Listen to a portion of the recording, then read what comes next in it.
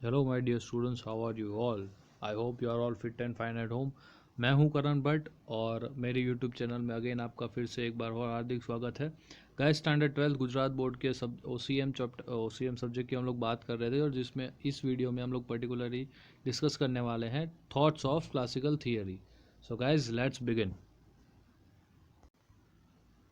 अब guys, classical theory क्या कहती है, ठीक है, उसके बारे में कुछ डिस्कस करते हैं। जब मैनेजमेंट के प्रिंसिपल्स जो प्रेजेंट हुए थे अराउंड 19th सेंचुरी, या तो आप कह सकते हो कि 19th सेंचुरी के एंड तक, वो जो सारे थॉट्स 19th सेंचुरी के एंड तक प्रेजेंट हुए उसे हम लोग कहते हैं कि थॉट्स ऑफ क्लासिकल थियरी। ठीक है। अब क्लासिकल थियरी को प्रमोट करने वाले कौन कौन लोग थे? तो वो थे Frederick Taylor, Max Weber, Gilbreth, Henry Gantt and Henry Fayol. अब इसमें से ना आपको फ्रेडरिक टेलर याद रखना है, हेनरी फेयोल याद रखना है। बहुत ही इंपॉर्टेंट है इन दोनों का contribution thought of classical theory के पीछे। सबसे पहले बात करते हैं कि फ्रेडरिक टेलर की। उनका जो कंट्रीब्यूशन है इस क्लासिकल थ्योरी को डेवलप करने में, वो आप कह सकते हो कि बहुत ज़्यादा इंपॉर्टेंट है। अब ऐसा क्यों? क्योंकि उन्होंने दिए थे साइंटिफिक मैनेजमेंट प्रिंसिपल्स। ठीक है।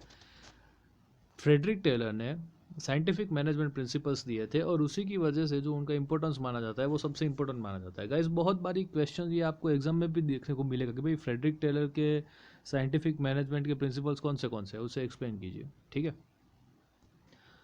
उन्होंने साइंटिफिक प्रिंसिपल देख के टाइम एंड मोशन स्टडी को बहुत ज़्यादा फोकस किया कि भाई आपको अगर प्रिंसिपल्स को नोट करना है या फिर उसे डेवलप करना है तो उसे थोड़ा एक साइंटिफिक अप्रोच देना चाहिए।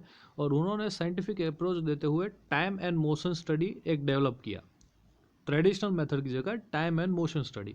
कि भाई आपको कोई टास्क दिया जाता है तो वो आपका एम्प्लॉय है या तो फिर आप पूरी ऑर्गेनाइजेशन वो कितने टाइम में कंप्लीट करती है। मोशन मतलब कि एक मूवमेंट से दूसरे मूवमेंट करने में आपका कितना टाइम वेस्ट हो रहा है। तो अगर हम उसे रिड्यूस करें, हमारे टाइम को रिड्यूस करें, हमारे जो मोशन को रिड्यूस करते हैं तो हमारा प्रोडक्शन ज़्यादा हो सकता है। ठीक है। ऐसा उन्होंने दिखाया, ऐसा उन्होंने प्रेजेंट किया। ऐसे बहुत सारे थॉट्स हम लोग बाद में डिटेल में भी पढ़ने वाले हैं आगे वाले लेक्चर में, लेकिन ये एक थोड़ा मोटे मोटे तौर पर हम लोग इंट्रोडक्शन पढ़ रहे हैं।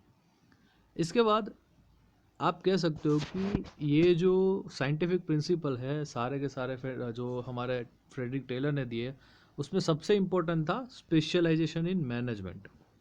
ठीक है। पहले मैनेजमेंट को कोई स्टडी के तौर पे नहीं पढ़ाया जाता था, ऐसे ही पढ़ा लेते थे लोग कि भाई चलो हिस्ट्री पढ़ लिया, एसएस में आपको हिस्ट्री आता है, जियोग्राफी आता है, सिविक्स आता है, वैसे ही सारे मैनेजमेंट भी एक कंबाइंड सब्जेक्ट की तरह पढ़ाया जाता था। लेकिन इनके साइंटिफिक प्रिंसिपल के बाद मैनेजमेंट को अलग से एक स्पेशल सब्जेक्ट के तौर पर बनाया गया। उसके बाद प्रोग्रेसिव वेज सिस्टम इम्प्लीमेंट करने का आइडिया इन्होंने दिया। उसके बाद responsibility and scientific distribution of task. मतलब कि पहले क्या था कि पहले ये टास्क कोई भी आके कोई भी टास्क कर लेता था। ऐसा नहीं कि भाई जो इस फील्ड में एक्सपर्ट है वही इस पर्टिकुलर टास्क को करेगा, ऐसा नहीं। जैसे आप स्कूल में से होता है ना आपके कि भाई एक टीचर होता है वो 4-5 सब्जेक्ट ले लेता है, ऐसा नहीं।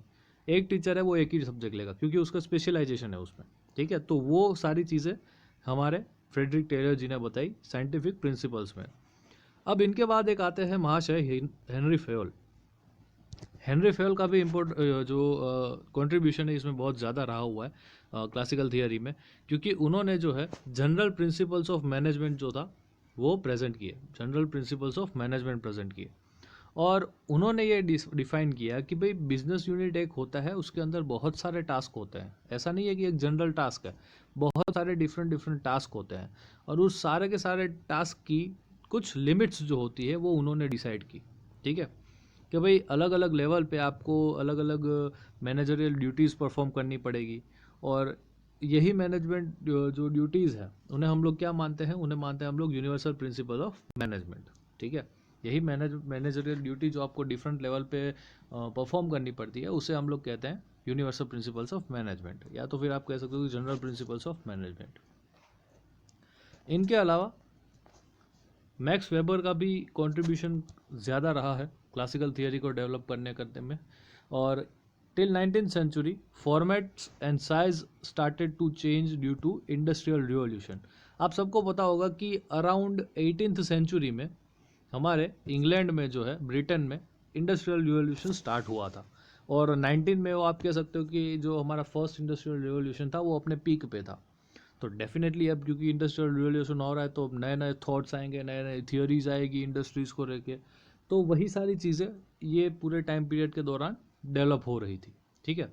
और एज अ रिज़ल्ट हमको जो सारे चेंजेस चाहिए थे, जो कुछ लिमिटेशंस थी क्लासिकल थियोरी की, वो आने वाली थियोरी में, जैसे आप देख सकते हो यहाँ पे नियो क्लासिकल थियोरी है, उसके बाद नीचे आप एक को देखने को मिलेगी बिहेवियर रिलेटेड थियोरी है। तो ये सारी की सारी जो थियोरीज है वो नई नई डेवलप होती गई, क्योंकि आपको पता है कि 1947 में जो हमारा कॉन्स्टिट्यूशन बना था उसी का फॉर्म में आज 2020 में नहीं अप्लाई कर सकते, क्योंकि कंडीशंस बहुत चेंज हो चुकी है। 1947 में इंडिया कुछ और था, 2020 में इंडिया कुछ और है। वैसे ही इंडस्ट्रियल रिवॉल्यूशन जब 18 सेंचुरी में आया था तब इंडस्ट्रियल डिमांड्स कुछ अलग थी, आज इंडस्ट्रियल डिमांड्स कुछ अलग है। तो हमें नई नई थियोरीज डेवलप करने का मौका मिला, क्योंकि हर एक थियोरी की कुछ लिमिटेशंस होती है, वो जो हमें कब पता चलती है जब कोई एक नया कंसेप्ट आता है।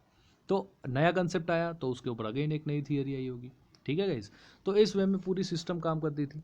तो ये थी हमारी क्लासिकल थियोरी, ठीक है। आई होप आप लोगों को ये वीडियो अच्छा लगा होगा और समझ में भी आया होगा, क्योंकि क्लासिकल थियोरी एक बहुत ही इजी सब्जेक्ट टॉपिक है, आपको मज़ा भी आया होगा। और अगर वीडियो अच्छा लगा हो तो प्लीज़ एक बार ज़रूर लाइक और कमेंट कर दीजिएगा। और आगे ऐसे वीडियोस देखने के लिए stay tune to this YouTube channel, subscribe कर दीजिए ताकि आपको जल्दी से जल्दी नोटिफिकेशन भी मिलते रहेंगे नए नए वीडियोज़ के, ठीक है। मिलते हैं अगले सेशन में एक नए टॉपिक के साथ, और तब तक के लिए जय हिंद।